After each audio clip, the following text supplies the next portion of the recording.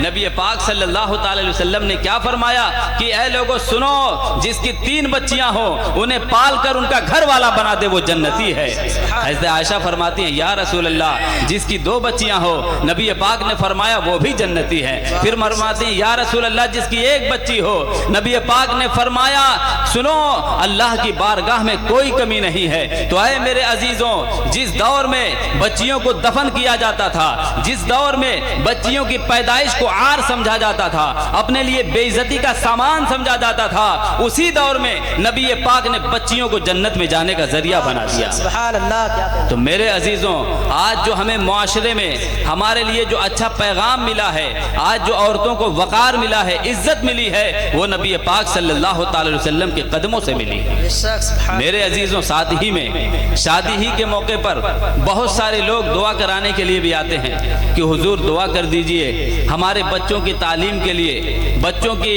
इस्लाह के लिए। उसी में कुछ लोग ऐसे भी आते हैं, कहते हैं कि हुजूर दुआ कर दीजिए हमारी बच्ची ससुराल में खुश नहीं है। अल्लाह अल्लाह, दुआ कराने वाले कौन हैं? वो भी हमारे मोमिन भाई हैं। उनमें से कुछ लोग ऐसे होते हैं जो कहते हैं कि हुजूर दुआ कर दीजिए, बच्ची की जो शादी हुई है रिश्तेदार ही में हुई है, लेकिन शादी के वक्त उन्होंने कहा था कि हमें कुछ नहीं चाहिए, आपकी बच्ची हमारी बच्ची है, हम अपने घर में ले जा रहे हैं, इसका घर बदल रहा है लेकिन घर उसका वही है, हमें कोई फर्क नहीं पड़ता, जहेज की कोई जरूरत नहीं है। लेकिन ऐ मेरे अजीजों, वही लोग कहते हैं कि जब शादी हुई और बच्ची जब दोबारा घर आती है तो कहती है कि हमें जहेज चाहिए, हमें जहेज अगर न दोगे तो हम वहां नहीं जाएंगे, इसलिए कि हमें सताया जा रहा है, हम पर जुल्म ढाया जा रहा है और तरह तरह की अजियतें दी जा रही हैं। मेरे अजीजों, क्या हमारा ये मुआशरा है, क्या हमारी ये सोसाइटी है कि नबी पाक ने बच्चियों को रहमत बनाया है और शादी को सादगी के साथ करने का हुक्म दिया है, लेकिन हमने कितनी जहमत बना दिया है, शादी को, निकाह को हमने कितना मुश्किल बना दिया है। हमारे घरों में आने वाली बच्चियां परेशान क्यों हैं? याद रखिए, अगर मियाँ बीवी एक तसव्वुर कर लें तो दोनों के दरमियान में ताल्लुकात अच्छे हो जाएंगे।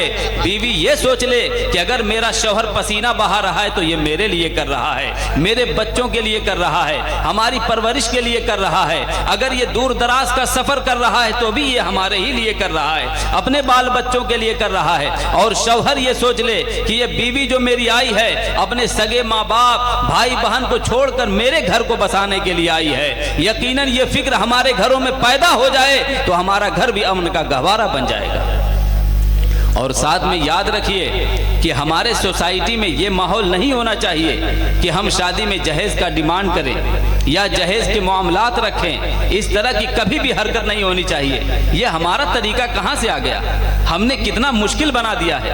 आज जब हमारी बच्चियां गैरों के साथ भागती हैं तो हमारा दिल तड़प उठता है, हम बेचैन हो जाते हैं कि बच्चियां मुर्तद हो रही हैं, बच्चियां दीन इस्लाम से फिर रही हैं, बच्चियां गैरों के साथ भाग रही हैं। लेकिन क्या हमने उस मुआशरे को बिगाड़ने में अपना किरदार नहीं अदा किया?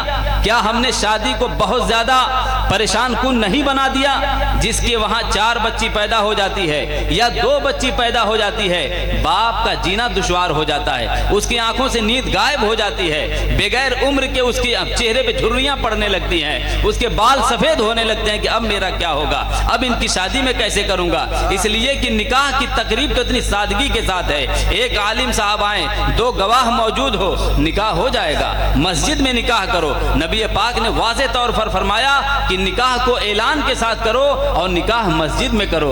और ऐलान इसलिए करो ताकि जब ये एक दूसरे के साथ जाएं तो कोई शक न करे, हर एक को मालूम हो कि ये मियाँ बीवी हैं, कोई गंदी निगाहों से न देखे, कोई गलत ख्याल से न देखे। तो ये ऐलान की वजह से है। और फिर निकाह कितना आसान है, 2 गवाह लाओ, एक काजी साहब आए, निकाह हो जाएगा। इतने आसान काम के लिए एक मर्तबा इधर से देखने के लिए जाते हैं, एक मर्तबा उधर से देखने के लिए आते हैं, फिर मांझे के नाम पर, फिर हल्दी के नाम पर, फिर आने जाने के नाम पर न जाने कितने रस्म रिवाज बनाकर रख दिए हैं। मुझे बताइए कि ऐसे माहौल में जिनके पास 2 बच्चियां हो उसका जीना दुश्वार हो जाएगा। वो आज हमारे त्योहारों पे हमारे पास खुशियां क्यों नहीं है? जब हम बचपन में जब ईद बकरीद का त्योहार आता था तो ऐसा लगता था कि हर तरफ अलग माहौल है, खुशियां ही खुशियां है। लेकिन आज ईद आती है, नमाज पढ़ते हैं लोग, अपने घरों को चले जाते हैं, ईद की जो लज्जत और खुशी है आज वो हमें नहीं मिल रही। कैसे मिलेगी? जब हमारे मुआशरे में दहलीज के अंदर बच्चियां रो रही हो, उनकी आंखें और उनके बाल सफेद हो रहे हो गम की वजह से, फिर हमें खुशी कैसे मिल सकती है? हमने अपने मुआशरे को खराब से खराब तर बना दिया है। हमें चाहिए कि हम नबी पाक सल्लल्लाहु अलैहि वसल्लम की सुन्नत पर अमल करते हुए अपने मुआशरे को बेहतर बनाए, ताकि हमारा पूरा मुआशरा अमन का गहवारा बन जाए। हमारी वजह से कोई बाप बेचैन हो रहा है, हमारी वजह से कोई चचा अपनी भतीजी को लेकर परेशान हो रहा है, कोई भाई अपनी बहन को लेकर परेशान हो रहा है। हमने ऐसा मुआशरा क्यों बनाया? क्यों नहीं हमने इतना आसान कर दिया कि अगर किसी की बच्ची पैदा होती तो वो कहता अल्लाह का शुक्र है, ये तो अल्लाह की रहमत है, न इसकी परवरिश में कोई दिक्कत होगी, न इसके निकाह में कोई दिक्कत होगी। क्या कहना? हमें ऐसा मुआशरा बनाना है। याद रखिए कि हम में के कुछ अफराद ऐसे हो सकते हैं जो मुरफ़्फ़उल हाल हो, जिनके पास पैसे की रेल पेल हो, जिनके पास दौलत हो, वो उनके पास इतना एहसास नहीं है। लेकिन अपने मुसलमान का इज्तिमाई तौर पर सर्वे देख लीजिए, 20 करोड़ मुसलमानों में से 6 करोड़ मुसलमान ऐसे हैं जिनके महीने की आमदनी 2,500 से लेकर 3,000 है। 20 करोड़ की आबादी में 6 करोड़ मुसलमान ऐसे हैं जिनकी आमदनी 3,000 से लेकर 2,500 से 3,000 है। मुझे बताइए कि वो कैसे उनका गुजारा होता होगा। और ये सर्वे बताता है, सर्वे में, और सर्वे में बहुत सारी कम चीज़ें बताई जाती हैं। और अंदाज़ा लगाइए कि आज अपनी आबादियों का जायज़ा लीजिए कि मुसलमान कितने किराए पे रहते हैं, मुसलमान के बच्चे कितने पढ़ रहे हैं, अच्छे अच्छे स्कूलों में हमारा परसेंटेज क्या है। ये कमी है, ये कोताही है, ये गुर्बत है, ये लाचारी है जो इज्तिमाई तौर पर हमारी कौम पर मुसल्लत हो रही है, और हम सिर्फ उसका नज़ारा देख रहे हैं। हम सिर्फ अपने घरों की दीवारों को देख रहे हैं कि हमारा घर तो चमक रहा है तो सारे मुसलमानों का चमक रहा हो।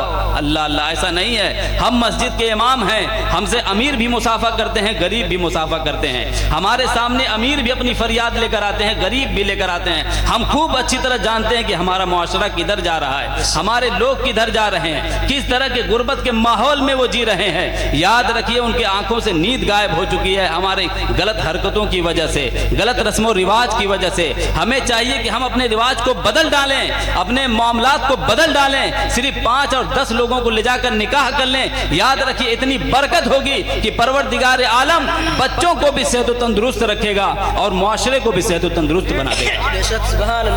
हमें चाहिए कि ख्वाबे खरगोश में न पड़ें। जायजा लीजिए कि मुसलमानों का हाल क्या है। वो एक अलग टॉपिक हो जाएगा, लेकिन मैं आपको बता देना चाहता हूँ। याद रखिए कि आप अपना जायजा लीजिए कि बहैसियत मुसलमान हम कहाँ हैं। इस दौर में अगर हम पर जुल्म होता है तो हमारे सपोर्ट में कोई आवाज़ भी उठाने वाला नहीं है। हमें कोई, हमारे साथ कोई गलत हरकत करता है तो जो गलत हरकत कर रहा है उसके सपोर्ट में लोग खड़े हो जा रहे हैं, लेकिन हमारा कोई साथ नहीं दे रहा है। और उसके बावजूद भी 20 से 22 करोड़ की आबादी में हम होने के बावजूद भी अगर हमारी बच्ची के साथ ज़िना होता है और बलात्कारी का पता भी चलता है, वो आज़ाद घूम रहे होते हैं, फिर भी हम अपनी बच्चियों को इंसाफ नहीं दिला पाते। ये हमारी हैसियत है। क्या बिल्किस बानो को हम नहीं जानते? गुजरात की वो बच्ची क्या हमारी कौम की बच्ची नहीं है? उसके बलात्कारियों का पता भी चल गया, उसके बावजूद भी वो जेल के बाहर घूम रहे हैं। क्यों? इसलिए कि आज हम मुर्दा कौमों की तरह जिंदगी गुजार रहे हैं।